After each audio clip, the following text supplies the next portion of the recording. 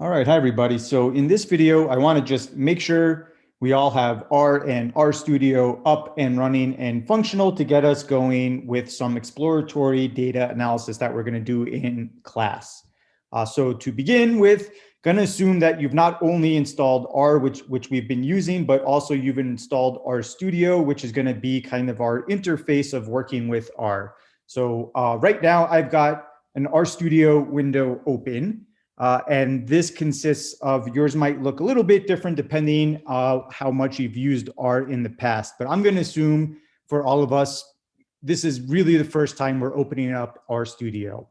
And so what you can see is there's a little blue pointer with the cursor. So this is what's called the R console. So here is where I could type input, I can input commands, and I can see the output of those commands in the console.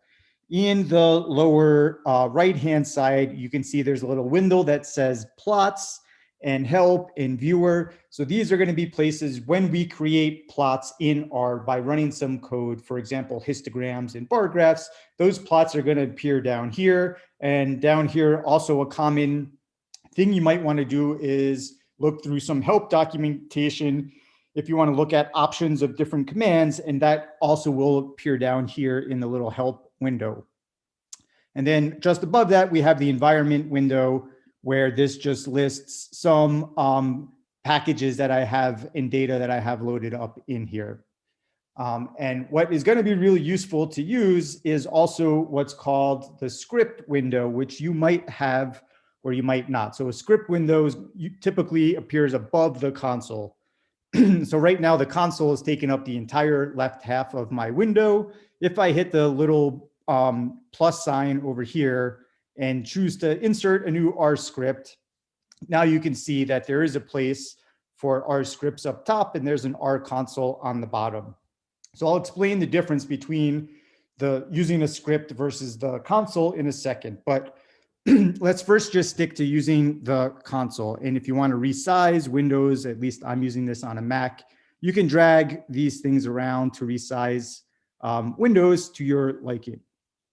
I can make my entire window bigger. I can zoom in and zoom out. So just to be sure you can see everything, I'm just going to zoom in more carefully.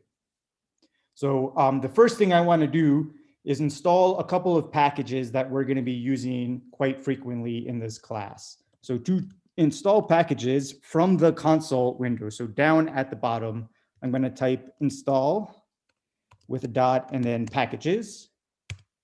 And since I'm going to install two packages at this time, I'm going to type a C here and then another parenthesis. So the C stands for like a column vector, meaning multiple inputs are going to go into this command.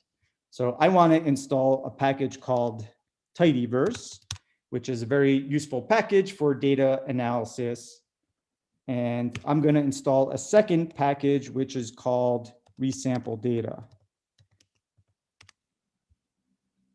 And this is going to be where a lot of the data sets that we use from our textbook are stored in this package. So this way, we won't have to keep uploading data every time we want to use it.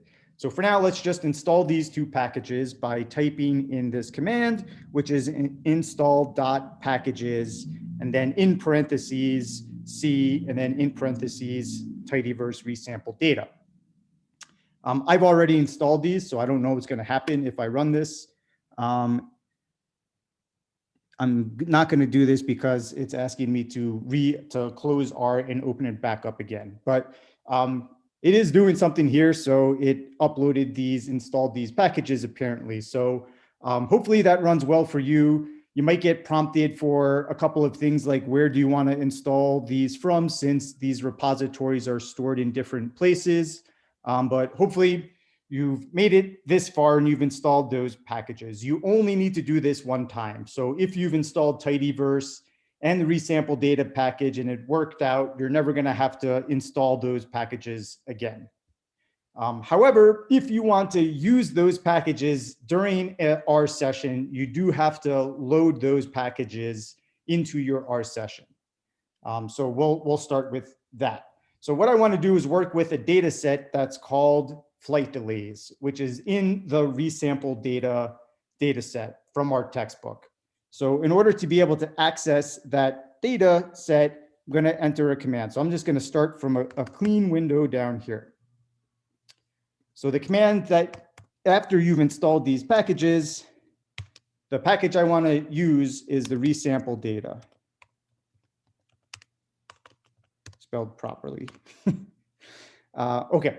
And so here is a good check to see whether you in fact have installed those packages. So the difference here is installing the packages loads those files up into your repository. But each time you want to run an R session that's going to use those files, then you need to load that package by entering the library command. And notice in the library command, I don't have any quotes around the name of the package that I want to load. So that's great. I didn't get any errors. You might have gotten some messages when you entered that command. I've already have this loaded in my R console. So now let's see if this library has been loaded correctly. So there's a data set in here that we can experiment with. And so if I want to view the data set in like its table form, then I can enter the command view, and the data set name is called FlightDelays. And we'll see what's in this data set right now. So I'm just going to type view FlightDelays and let's see what happens. And so if I want to run this command from the console, I just hit the return key or the enter key on your keyboard. And so now you can see above, up where the script window is, I can view the data over here. So I can see that this data set in particular has 4,029 entries. So these are individual observations in the data set. So each observation is a row in this table, and each column in this table corresponds to a different variable that we have recorded information about. So for example, this first row of the table, column 1 is a variable called ID, and this is just labeling each observation in the data set. The second column is carrier. So this is telling us what airline operated that flight. And so UA is United Airlines. We'll see that there's one other carrier in this data set, which is American Airlines. We have a column, a variable called flight number. We have a column for destinations. We can see Denver and Orlando are some of the destinations. Depart time, depart days, month, how long the flight was in terms of minutes, how long the flight was delayed in terms of minutes. And this is telling us whether or not the flight was delayed for more than 30 minutes. Not too important what all of these things are representing, but hopefully you've got the package loaded up correctly and you're looking at this data set. And again, what are kind of the most important things to pay attention to at this point would be how many observations are in our data set. This is the 4,029. How many variables are in our data set? Usually that would be one for each column. And you can also think about whether each of these variables is qualitative or quantitative, whether we're recording numerical values or whether we're recording non-numeric descriptive values. So for example, destination, right? These are qualitative, whereas flight length would be a quantitative numerical variable. Okay, so now we've got this data set loaded in here. And so let's do some analysis. So let's say we want to work and think about the carrier variable, which is this second column over here. And in particular, out of all of these 4,000 some odd flights, how many of them were operated by which carrier? So the command to do that would be, let's go ahead and take a look at a table. And I want to create a table from the flight delays data set. And the variable that I want to take a look at is going to be carrier. So in order to indicate, create a table from one variable in one data set, I first enter the data set name, which is flight delays in this case. Then I enter the dollar symbol. So this says in the data set flight delays. Let's take a look at what's happening further with the variable carrier. So I'm going to type carrier over here. So I've got table, flight delays, $, carrier. and hitting enter, I can see that the output appears in the console window as well. So here I can see that out of these 4,000 some odd observations, 2,906 of these flights were from American, and 1,123 of them were from United. And those are the only two carriers in this data set. All right, we just executed our first line of our command, say, doing some exploratory data analysis. So one last thing before I end this video. So we're going to get much more into the details in class of how we can do some exploratory data analysis. I really just want to make sure you're able to load and install the package, resample data, and tidyverse, and able to do some basic commands to make sure everything is functioning well, so that in class, we're all set up and ready to run. So if we wanted to create, say, a visual of this, which would be a bar plot, for example, I can create a bar plot for this table. And so I could enter bar plot, and then what I want to make a bar plot of is this table that we just outputted above. So I want to make a bar plot corresponding to this table. So it should have one bar corresponding to an American Airlines, whose height is about 3,000, and a second bar corresponding to how many United flights there are, and the height of that bar should be a little bit over 1,000. So first we need to input the table.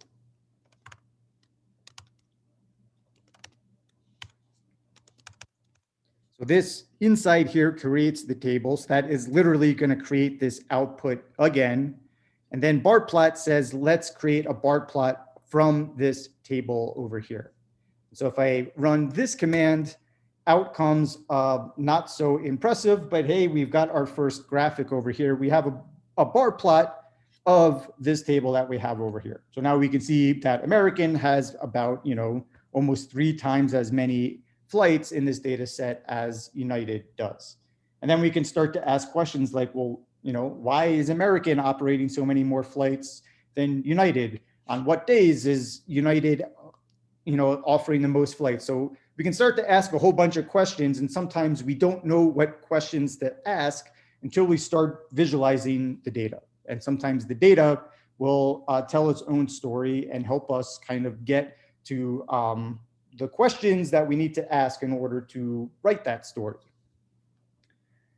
Okay, so that's great. On the quiz, I'm just going to ask you to work with a different data set in the resample data library and do something similar, like look at some other data set, tell me something about the variables in that data set, create a table from that data set, how many observations fall into certain categories of that data set.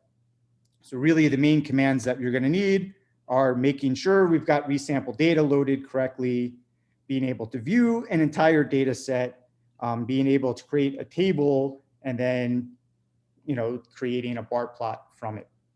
And so before I go, I want to just show you what the difference is between working with the console versus working with a script window up here. So from a script window, we could execute multiple lines of code at once. And so I have a file which is up in Canvas. So I'm going to open that one up. And that file is called Intro-video.R. And just so you know, in class, we're going to be using a file called EDA flights R. So just to see what's going on in this file, I'm going to open it up. You could just type this off from scratch. But what happens in a script window is we can save this work, which is great. We can have multiple lines of code at once, which is great. So oftentimes we want to run a loop of many commands to do more complicated things than just create one table. So from a script window, we can run multiple lines. And so over here, the first line in this script is loading up the library resample data that I'm going to need. So I don't need to install the package again. That you only need to do once. But anytime I reopen our and I want to use data from the resampledata package, I have to enter this library command. Notice here in green, these are comments. And so comments we can enter by starting with a hashtag or a pound symbol, depending on how old you are. So once we hit this hashtag, this pound symbol, anything that comes after it is a comment. The computer R knows not to read this in as a command. It ignores all of these things. So these are comments just for yourself or someone that you're sharing your code with. It oftentimes is helpful to explain what's going on in your code. So here what I've done is we've entered up this package, resampled data, and now I'm going to create a table that I'm going to call airline. And so this table is going to be this table flight delays carrier. So it's going to create this output that we see on the bottom. And what happens is when we have this arrow, this means it's going to save the output from that command into this object airline. So now this object airline is actually this table over here. And so what's nice is I've created this table, and now if I want to make a visual plot of that table, I could just put airline in here, and airline is holding the place for this table over here. And so if I execute all of this, it's going to give me the same output over here. And so let me clear this out. If you want to delete your plots for some reason, you can hit this little sweeper button over here. That's going to clean up that. And I'm also going to clean up my console down below. So imagine now I just opened up R and I haven't done anything yet. If I want to run all of these lines of code there, as with any sort of software that you're using, there's like a million ways that you can do any one thing. So if I want to run multiple ways, multiple lines of code in R in this script, say all of these things up to here, I could highlight them all and then click the run button over here. And now you can see that it inputs all of that code into the console one after the other, created airline, it printed out what that table was, and then it entered this command barplot, which created the graphic in the window on the right. So this is, we can save this and open this up later, and then we can do more further analysis, or we can tweak things. You might be looking at this plot and thinking like it's a very uninspiring graphic. There are tons of options to clean up your plots. And so if you're curious, like how can I label things in my plot? How can I change colors? You can access a help document right on the bottom by typing a question mark and then the command that you have a question about. So here down below, I'm entering question mark bar plot. When I hit return, it opens up over here in the help window, a description of this command and various options that we can do to tweak the plot. So for example, here are some, I made some tweaks. And so if I were to run this code over here, right, this created a bar plot where now I've got some labels and I color coded it for, you know, our CU Denver colors. We've got black and gold, but you can customize these plots in all sorts of different ways. So I will stop here on the quiz. I just want to make sure that you've got some of the basics of R working properly, and in class we can explore this in much more detail together.